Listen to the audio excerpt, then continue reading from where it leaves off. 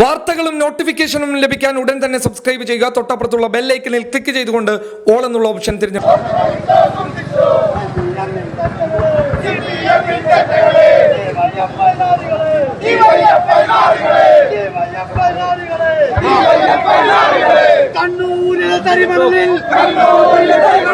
കണ്ണൂരിലെ തരിമണലിൽ പിണറായിയെ വെട്ടിനുറുക്കി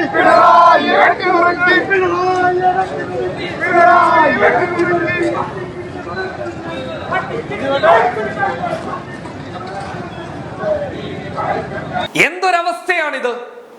ഒരു സംഘടന കൂടെയുണ്ട് എന്ന് വിചാരിച്ച്, ഒരു പാർട്ടി കൂടെയുണ്ട് എന്ന് വിചാരിച്ച് ഏതെങ്കിലും തരത്തിലൊരു കേസായി കഴിഞ്ഞാൽ ആ പാർട്ടിയിലെയും സംഘടനകളിലെയും അഡ്വക്കേറ്റുമാർ, അഭിഭാഷക രംഗത്ത് തങ്ങളുടേതായിട്ടുള്ള കഴിവ് തെളിയിച്ച മിടുക്കന്മാരായിട്ടുള്ള അഭിഭാഷകർ തങ്ങളുടെ കൂടെയുണ്ട് എന്ന് വിചാരിച്ച് എന്ത് തോന്നിവാസവും പച്ചക്ക് വിളിച്ചു പറയാമെന്നുള്ള ഒരവസ്ഥയിലേക്ക് കേരളം കടന്നുപോയിരിക്കുന്നു.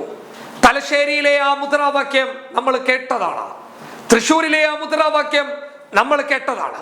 ദാ ഇപ്പോൾ തൃശ്ശൂരിലെ കൊടുങ്ങല്ലൂരിൽ വീണ്ടും ഒരു മുദ്രാവാക്യം കേട്ട് കിളിപോയിരിക്കുകയാണ്.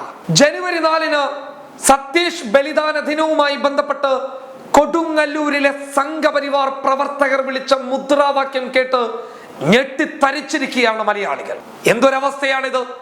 കേരളത്തിന്റെ മുഖ്യമന്ത്രി പിണറായി വിജയനെയാണ് പച്ചക്കില്ലാതാക്കുമെന്ന് വിളിച്ചു പറയുന്നത്.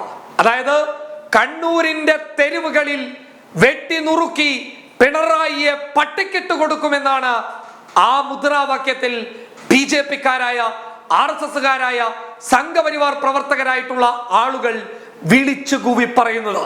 നോക്കുക, കേരളത്തിന്റെ മുഖ്യമന്ത്രിയെ പോലും പരസ്യമായി കൊല്ലുമെന്ന് പറഞ്ഞുകൊണ്ട് വെല്ലുവിളിക്കുന്ന ഒരവസ്ഥ. സ്വാഭാവികമായിട്ടും ആ റാലി നടക്കുമ്പോൾ ചുറ്റുപാടും പോലീസുകാരുണ്ടാകും.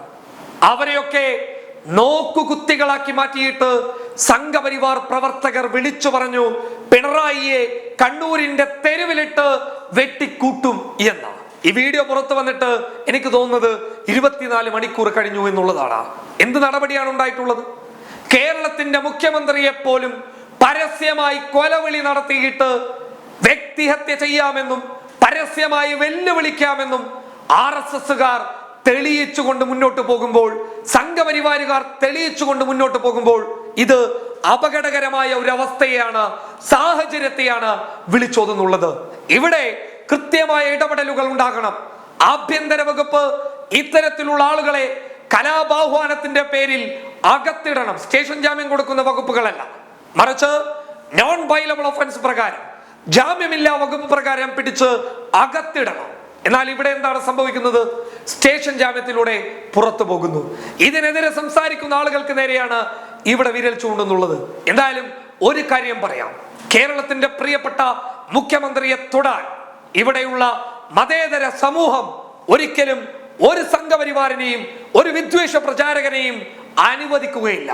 കാരണം കേരളത്തിന്റെ മതേതരത്വം സംരക്ഷിക്കാൻ വേണ്ടിയിട്ട് കേരളത്തിലെ മതേതര സമൂഹം ഒന്നിച്ചു നിൽക്കുക തന്നെ ചെയ്യും. പക്ഷേ ഈ മുദ്രാവാക്യത്തിനെതിരെ നടപടി ഉണ്ടാകുന്നു. മുഖ്യമന്ത്രിയെ പോലും പരസ്യമായി കൊല്ലുമെന്ന് പറയുന്ന ഈ വർഗീയവാദികൾക്ക് തക്കതായിട്ടുള്ള ശിക്ഷാ നടപടികൾ കൊടുക്കേണ്ടത് ഇവിടെയുള്ള പോലീസ് ഉദ്യോഗസ്ഥന്മാരാണ്, മേലധികാരികളാണ്. കൃത്യമായ രീതിയിൽ ഇത് എത്തേണ്ട ഇടത്തേക്ക് എത്തേണ്ടതുണ്ട്.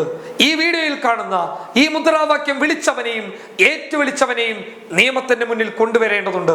കേരളത്തിന്റെ മുഖ്യമന്ത്രിയെ വെല്ലുവിളിച്ച അല്ലെങ്കിൽ കൊല ചെയ്യുമെന്ന് പ്രഖ്യാപിച്ച അവനെ നിയമത്തിന് മുന്നിൽ കൊണ്ടുവരേണ്ടത് മതേതര സമൂഹത്തിന്റെ ബാധ്യതയാണ്, ഉത്തരവാദിത്വമാണ്. News desk public Kerala.